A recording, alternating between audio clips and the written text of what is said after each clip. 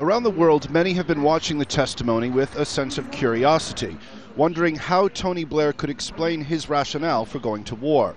But it's a bit different here in Baghdad.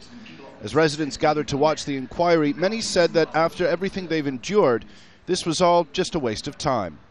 The question is, what is the use of such a trial? There are countless victims as a result of Blair's assessments, whether he truly believed it or not.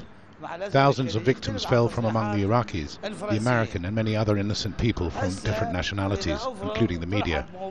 Statements and assessments have proven to be useless. This trial is pointless.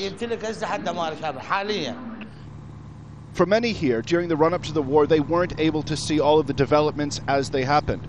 It was only later that they learned of the arguments used by Blair and by George Bush for leading the invasion of their country.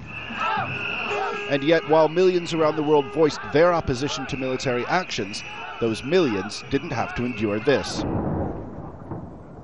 But even in the face of this destruction and the events of the past 7 years, there are still some people here who believe it was the right thing to do.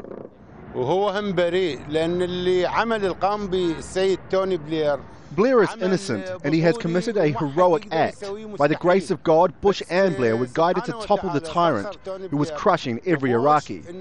He was the root of destruction in Iraq and the entire region. I wish Tony Blair a happy life, as he had pleased the Iraqis by introducing democracy.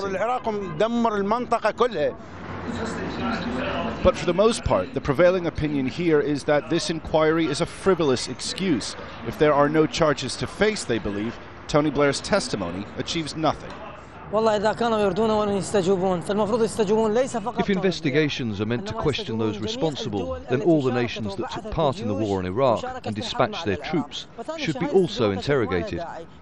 How many investigations have been started and how many committees have been formed, where it all drags on for months until the matter is forgotten and wasted? It is merely a red tape formality meant to silence the world, nothing else. Which is why, in the end, apart from the curious, most Iraqis didn't sit down to watch Tony Blair explain his part in the war. People here are too busy trying to rebuild their lives. Owen, Al Jazeera.